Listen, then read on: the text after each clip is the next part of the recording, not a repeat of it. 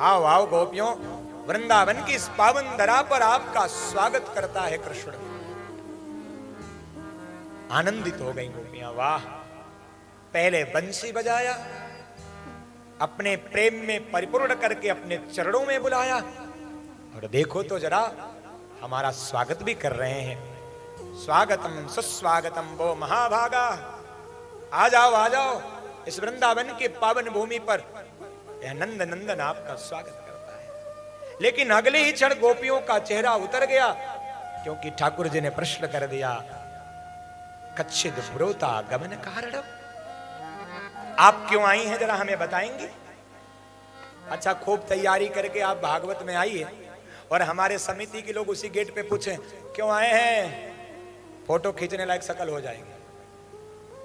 हाजी इतना हल्ला किया, कार्ड छपवाया, बैनर बनवाया, हमको बुलाया और आप कथा पांडाल में आ गए तो आप कहते हो क्यों आए हो? अरे बुलाया है, कथा सुनने आए, और काहे आए हैं? गोपियों का भी चेहरा उतर गया। लो कर लो बात, इतनी जोर जोर की बंसी बजा बजा के प्रेम से परिपूर्ण करके आप प्लावित करके हमें अपने चरणों में बुलाया, और अब पूछते हो आने का कारण। हे श्याम सुंदर, आने का कारण तो सिर्फ और सिर्फ आप हो, हम और किसी के लिए नहीं चल के आए हैं, सिर्फ और सिर्फ आपके लिए चल के आए हैं। ठाकुर जी ने कहा मेरे लिए? अरे तुम्हें पता भी है मैं कौन हूं? अरे मुझे देखने क्यों आओगी? मैं तो रोज तुम्हारी गलियों में मिलता हूं, मैं रोज तुम्हारे घर में मिलता हूं, कभी माखन पर बुलाती हो, कभी छाछ पर बुलाती हो, और मुझे ठुमका लगवा के नचवाती हो अपने घर में। तो आज मुझे देखने वृंदावन में आई हो। मैं समझता हूं तुम वृंदावन की इस पावन भूमि को देखने आई हो। पूर्णिमा की चांदनी में वृंदावन कैसा दिखता है, तुम ये देखने आई हो पूर्णिमा की चांदनी रात्रि में यह यमुना का जल कलकल करके कैसे प्रवाहित होता है, अथवा तुम ये देखने आई हो पूर्णिमा की चांदनी रात्रि में ये पुष्प कितने सुंदर खिले हुए हैं। गोपियों ने कहा क्षमा करें प्रभु, परंतु हम इनमें से किसी के लिए चल के नहीं आए, सिर्फ और सिर्फ आपको प्राप्त करने के लिए आए हैं। अब ठाकुर जी ने वो बात कह दी महाराज, जिसे सुनकर शायद कोई भी स्त्री आज अपने निर्णय को बदल ले। ठाकुर जी ने गोपियों को समझाया, मातरः पितरः पुत्रा भ्रातरः पतयश्चवः विचिन्वन्ति यपश्यन्तो मां कृढवं बंधु साध्वसन्। गोपियों, जीवन में स्त्री का धर्म क्या है? मातरः पितरः, अपने सास ससुर की सेवा करे, पुत्र को अपनी ममता की आंचल में पाल पोस कर बड़ा करे, पति के चरणों की सेवा करते हुए नित्य प्रतिदिन अपनी गृहस्थी को मंगल बनाते हुए गृहस्थी में ही आनंद ले, यही पतिव्रता स्त्री का धर्म है। क्या सुंदर उपदेश दिया है।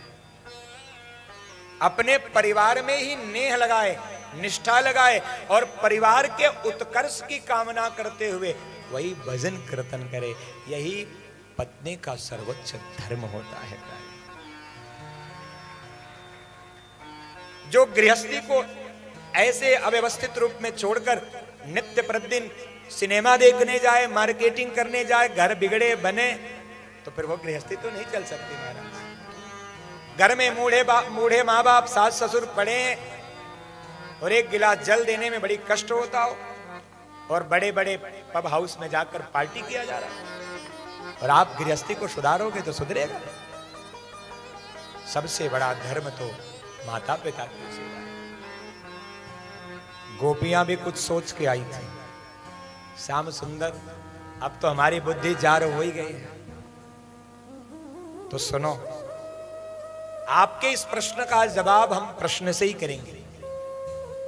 ठाकुर जी ने कहा अच्छा, क्या पूछना चाहते हो पूछ लो। गोपियों ने कहा प्रभु, आपने जो कर्म बताया बिल्कुल सत्य है, हम स्त्रियों के लिए जीवन का यही कर्तव्य है।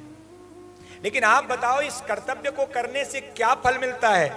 ठाकुर जी ने कहा आपका धर्म पुष्ट होता है, आपका पतिव्रत धर्म पुष्ट होता है। गोपियों ने दूसरा प्रश्न किया, पति धर्म के पुष्ट होने से क्या फल मिलता है प्रभु? ठाकुर जी ने कहा उसका फल यह होता है कि आपके जीवन में सत्कर्म और पुण्य एकत्र होने लगते हैं। तीसरा प्रश्न, इस पुण्य के एकत्रित होने से क्या होगा?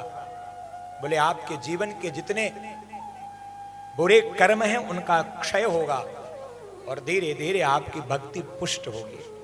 प्रभु भक्ति की पुष्टि का फल क्या है? बोले मेरे चरणों की प्राप्ति। गोपियों ने कहा श्याम सुंदर आपने तो हमारे प्रश्न का ही समाधान कर दिया। अरे इतनी सीढ़ी चढ़ के आएंगे तो आपके चरणों में ही आना है और हम सीधे आपके चरणों में आ गए हैं, बस स्वीकार कर लो। अरे इतना घूम के आएंगे तो वहीं आना है और सीधे आपके चरणों में आ गए।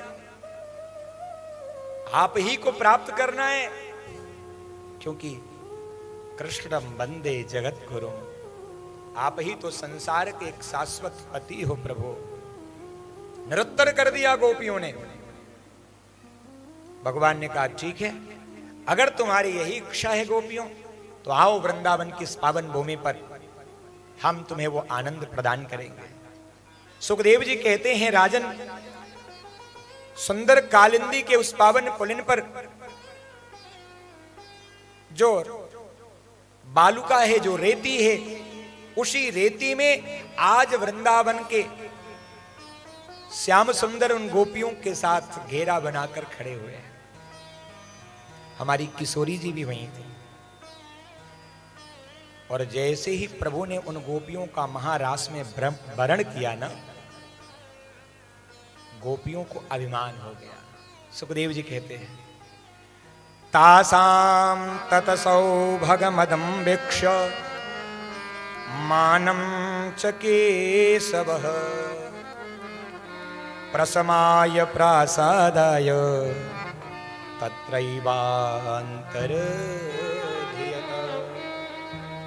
प्रसमाय प्रसादाय, दो शब्दों का प्रयोग श्री सुखदेव स्वामी ने एक साथ किया है।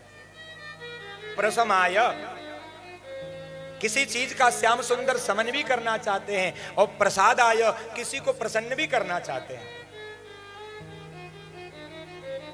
प्रशमन का अर्थ होता है आपके किसी कार्य का समन करना, और प्रसाद अर्थात भगवान की कृपा को अनुभव करना। तो ठाकुर जी ऐसा क्या कार्य करना चाहते हैं महाराज? अब यहीं पर संकेतार्थ श्री राधा रानी का वर्णन आता है। प्रसमाय, गोपियों के मन में जो अभिमान जागृत हुआ, तासाम तत्सौभगमदम। देखो तो हम कितने सौभाग्यशाली हैं, दुनिया में किसी को ठाकुर जी ने वर्ण नहीं किया और श्याम सुंदर ने हमें इस महारास में बुलाया है। अरे भैया, एक किसी को सोफा पर बुला के बैठा दो ना, कोई एक आता है विशिष्ट तो विशेष सोफा लगाकर बैठाते हो, उसे लगता है मैं थोड़ा विशिष्ट हूं इसलिए यहां बैठा। मैंने किसी दिन कथा में कहा था, जो पीछे बैठता है वो सरल और सहज होता है, उसमें गंभीरता होती है तब पीछे बैठता है, वो सरल होता है। कुर्सी मिल जाए तो सबसे पहले अहंकार आता है। प्रेम से बोलो। गोपियों का हाथ थाम लिया श्याम सुंदर ने, गोपियों के मन में अभिमान हो गया, और बगल में खड़ी है राधा रानी किशोरी जी। विक्षमानम च केशव, प्रभु किशोरी जी को मनाना चाहते हैं, क्योंकि थोड़ा किशोरी जी का भी मन ठीक नहीं लगा। प्रभु हमको बीच में बुलाया नहीं और एक साथ इतनी गोपियों को बुला लिया, तो मानम च, किशोरी जी का मान भी रखना है। इसलिए सुखदेव जी कहते हैं प्रसमाय, गोपियों के अभिमान का समन करने के लिए, और प्रसादाय, राधा रानी के मान को बढ़ाने के लिए, उनको प्रसन्न करने के लिए ठाकुर जी इन गोपियों के बीच से अंतर ध्यान हो गए। बोले कृष्ण कन्हैया लाल की जय।